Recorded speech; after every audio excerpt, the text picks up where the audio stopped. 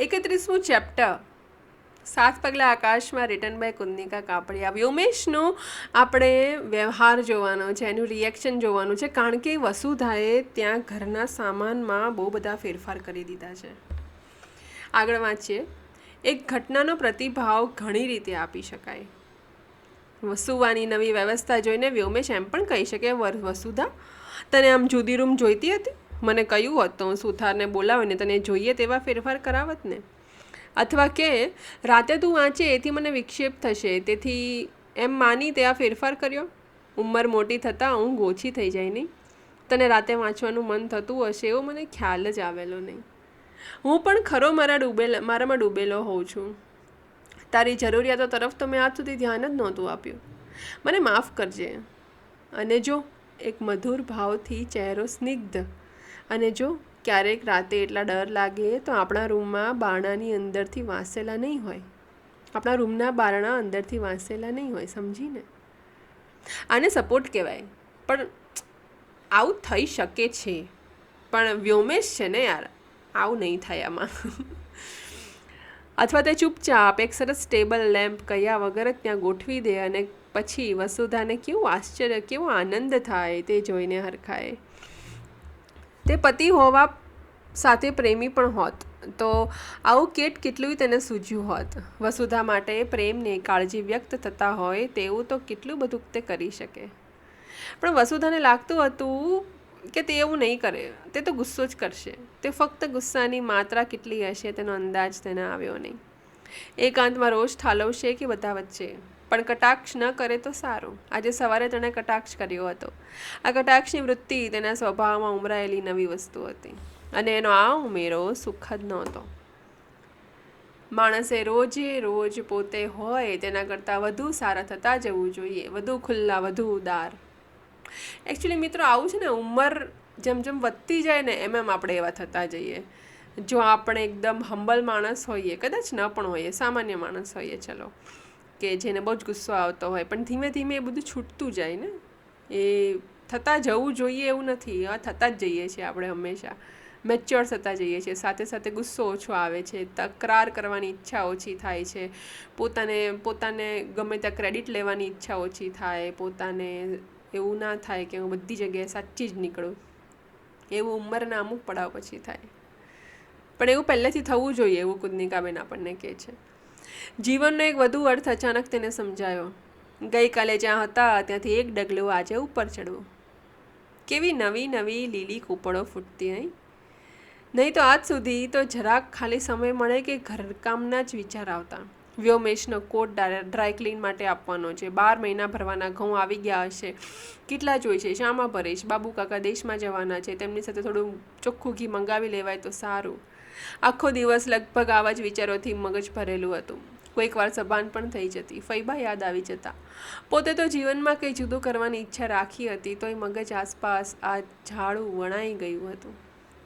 તો ફૈબા, જેમને આ સિવાયનો બીજા કોઈ જીવનનો અણસાર નહોતો, તે તો આખો વખત એની એ જ વાતો કરતા. તેમાં નવાઈ શી? ઘરકામ નામની વસ્તુનો પ્રભાવ જ એવો છે. ઘરકામ કરવું એટલે મિત્રો એવું છે ને, ફેક્ટરી ચલાવવી. પુરુષ ઘરની બહાર જઈને ફેક્ટરી ચલાવે છે, પ્રોડક્શનનું ધ્યાન રાખે, મેન્યુફેક્ચરનું ધ્યાન રાખે, ડિસ્ટ્રીબ્યુશનનું ધ્યાન રાખે, ફાઇનાન્શિયલ અકાઉન્ટ્સનું ધ્યાન રાખે, અંદર ફેક્ટરીમાં કામ કરેલા લોકોનું ધ્યાન રાખે, બધું ધ્યાન રાખે પુરુષ. અને ઘરમાં આપણે એવું જ હોય છે, ઘર એક ફેક્ટરી જ છે અને ફેક્ટરીની જેમ જ સાચવવી પડે છે. બધી જ વસ્તુની તમને પરખ હોવી જોઈએ, બધી જ વસ્તુ તમને આવડવી જોઈએ. એવું ઘરકામ કરનાર માણસ એટલે કે સ્ત્રી પર આશા બંધાય છે. એટલે આ એવું છે. એટલે ફૈબાને એવું હતું કે ભાઈ હા, આવું તો હોય જ, એમ નોર્મલ છે. સ્ત્રીને પોતાની માયામાં ખૂબ વીંટી લે છે. સ્ત્રીને તે પોતાની માયામાં બહુ વીંટી લે છે, એટલે કે ઘરકામ. એમ એકવાર તે મનમાં ગમતા કવિઓની પંક્તિઓ ગૂંજતી. મહાપુરુષના નોંધ પોથીમાં ઉતારી લીધેલા સુવચનો રમતા હતા. સાહસિકતાના જીવનચિત્રોએ જગાડેલા ઘટનાના ઘોડા થનગનીને આભને પલાળવાના સપના જોતા હતા. એ મન હવે બાસમતી ચોખાના ભાવની, શારદા માસીના ઘરે સાદડીમાં જવાની, નોકરના ખાડા, કોઠીમાં ખલાસ થવા આવેલા ગેસની વાતોથી ભરેલું રહેતું. વિલિયમ શેક્સપિયરને બદલે કોઈ વિલા શેક્સપિયર હોત તો તેણે લખ્યું હોત, what a fall was there my country woman.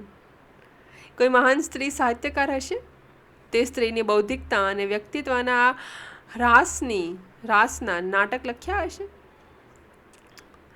રૂમમાં જઈને એને કબાટ ઉગાડ્યો, અંદરનું નાનું ખાનું બહાર ખેંચ્યું. મખમલથી મઢેલી એક સુખડની પેટીમાં ઘરેણાં હતા. રાતેલું રૂમાલમાં વીંટાળેલા ઘરેણાં તેણે પેટીમાં મૂક્યા. બહુ નહોતા, થોડાક માએ આપ્યા હતા, થોડાક લગ્ન વખતે વ્યોમેશ તરફથી આવેલા. પછી નવા ખાસ લીધા નહોતા. અત્યારે સોનું મોંઘું છે. 30 વર્ષ પહેલાં પ્રમાણમાં સસ્તું હતું તો એ ખરીદ્યું નહોતું. એકવાર દુકાનમાં જ બહુ સુંદર વીંટી જોઈ લેવાનું મન કર્યું હતું, પણ વ્યોમેશે કહ્યું, 2 વીંટી તો છે તારી પાસે, નવી લેવાની શી જરૂર છે? વસુધાએ સહેજ લાડથી કહ્યું, જરૂર નથી, પણ બસ મને ગમે છે એટલે. વ્યોમેશે કહ્યું, નક્કામો એવો ખર્ચ કરવાનો કઈ અર્થ? વસુધા સ્વાભિમાની હતી. વસુધા નહીં, દરેક સ્ત્રી સ્વાભિમાની હોય છે. આવો જવાબ મળે તો પાછી બોલતી નહીં, વીંટીની વાત ફરી ક્યારે ઉચ્ચારી નહીં. પણ એનો ચહેરો જોઈ વ્યોમેશને કંઈક લાગી આવ્યું હોય કે પછી વીંટી જેવી નાની વસ્તુમાં ના પાડવા બદલ ચણચણાટ થયો હોય, જે હોય તે. પણ એક દિવસ સોનાનો એક સરસ હાર લાવી વસુધાના હાથમાં મૂક્યો. વીંટી કરતાં ક્યાંય વધારે કિંમતી. માન્યું હતું કે વસુધા રાજી થઈ જશે, પણ વસુધાનો ચહેરો આનંદથી ચમકી ઉઠ્યો નહીં. કેમ ન ગમ્યો? ડિઝાઇન સારી નથી? વ્યોમેશે પૂછ્યું. સરસ છે ને, વસુધાએ કહ્યું, પણ તેના મોં પર એક છાયા પથરાયેલી હતી. વ્યોમેશે એ છાયાનો અર્થ સમજ્યો નહીં. સ્ત્રીઓના મન તો વિચિત્ર જ હોય છે, સ્વગત બોલ્યો. આ ખોટું કરો છો તમે પુરુષો બધા, બોಯ್સ ભેગા થઈને. એનો જીવ પેલી વીંટીમાં છે, ઇફ યુ રિમેમ્બર. પછી તો એને એનાથી વધારે કિંમતી ઘરેણાં આપે તો કદાચ એને ન ગમે. કદાચ એને એવું હોય કે હું મારા માટે ઘરેણું લઉં તો મારી પસંદનું હોવું જોઈએ. હું શું કરવા તારી પસંદનું પહેરું? મારે પહેરવું છે ને. તને લઈ દેવાનું આટલી બધી પણ ઈચ્છા હોય તો તું મને મારી પસંદનું મને લઈને લેવા લઈ જા. તું આપ એ જ મારે પહેરવાનું. કદાચ પુરુષને એવું કહેવામાં આવે તો કેવું થાય કે ના, તને ગમે એ નહીં, મને ગમે એવું તને આપીશ, સરપ્રાઈઝ આપીશ અને વધારે કિંમતી આપીશ, અને પછી જતાવીશ કે જો હું તારા માટે કેટલો ખર્ચો કરું છું, પણ એ તારી પસંદગીનું નહીં હોય. બસ ચાલશે તને? આ એટલા માટે પુરુષને એવું લાગે છે કે સ્ત્રીનું મન વિચિત્ર હોય છે. અમારું મન વિચિત્ર નથી બોસ, તમારું મન વિચિત્ર છે. તમે કળી નથી શકતા કે પેલી વસુધાનું ચિત્ત પેલી વીંટીમાં ચોંટેલું છે, જે સસ્તી છે આના કરતાં તો. ખીચ્ચાને પણ હળવાશ અને ઘરમાં પણ હળવાશ ને વસુધાના મનમાં પણ હળવાશ થઈ જતી. પણ ના, આવું તો કોઈ સમજતું નથી.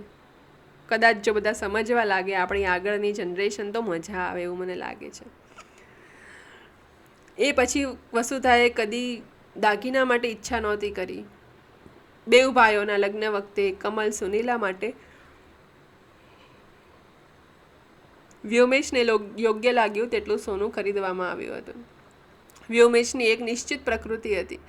તેમાં વ્યવસ્થા, નિયમો, ચોક્કસાઈ, શિસ્તને જેટલું સ્થાન હતું તેટલું હૃદયના ભાવોમાં સાથીદારી, સ્નિગ્ધ સ્નેહથી બીજાની લાગણીઓમાં પ્રવેશ, બોલ્યા વગરની એક મૈત્રીભરી સમજ જેવી બાબતોને સ્થાન નહોતું.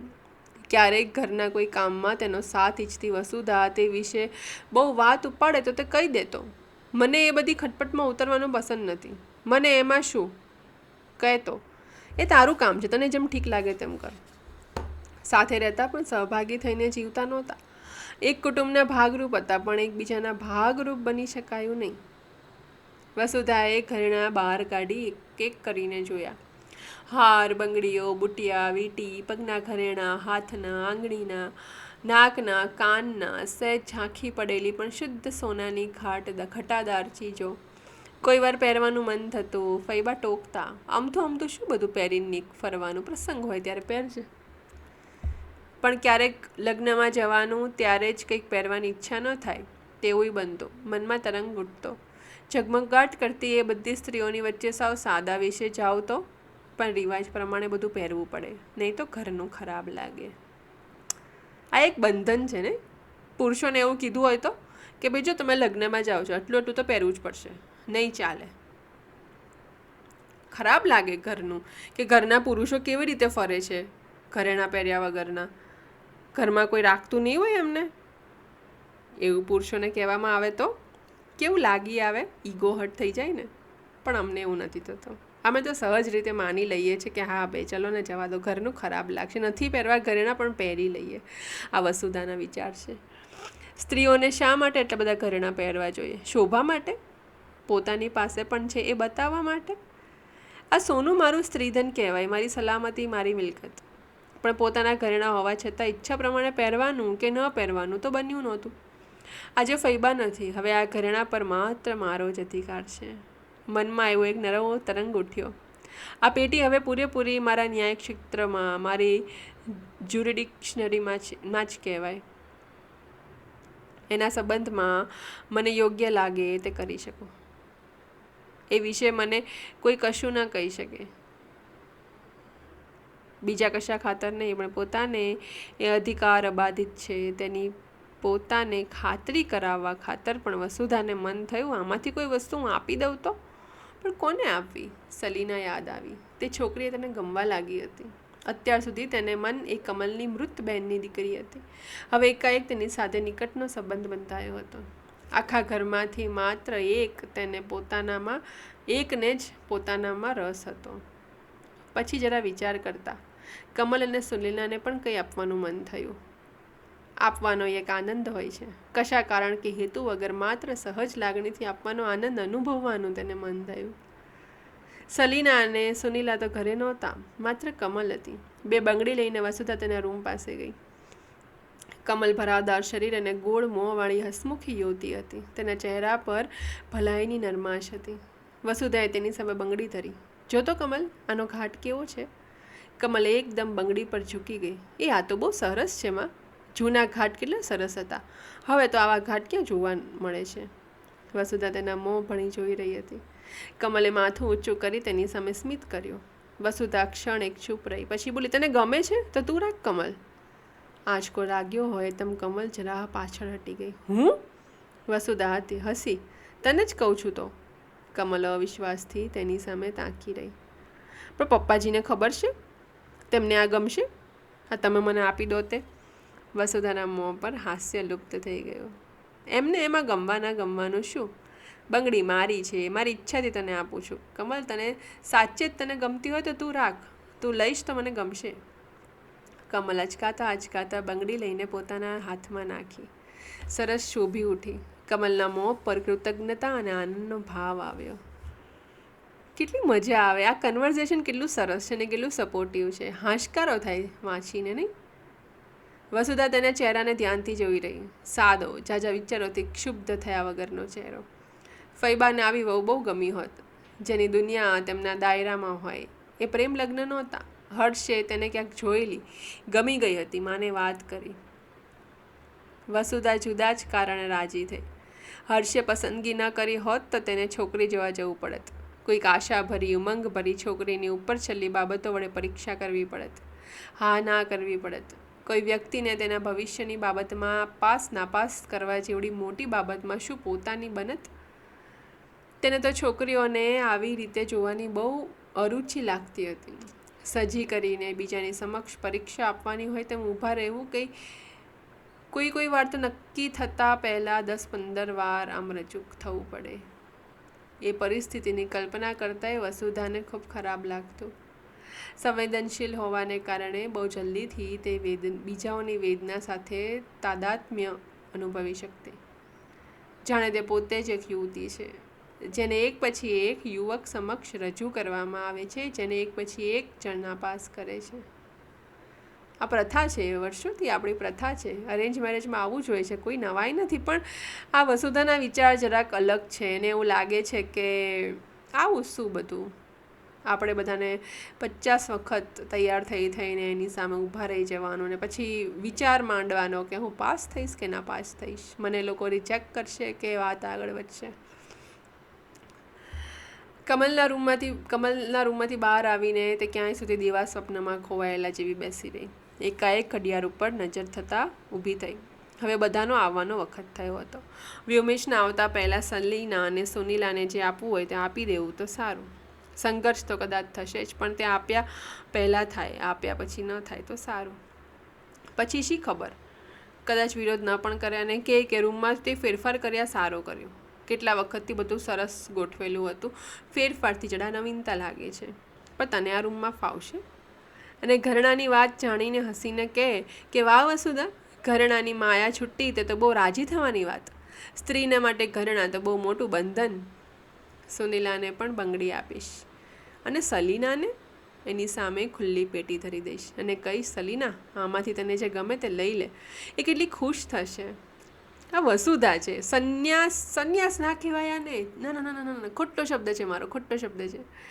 આ બધા મોહ માયાથી પરે છે. આ વસુધા છે.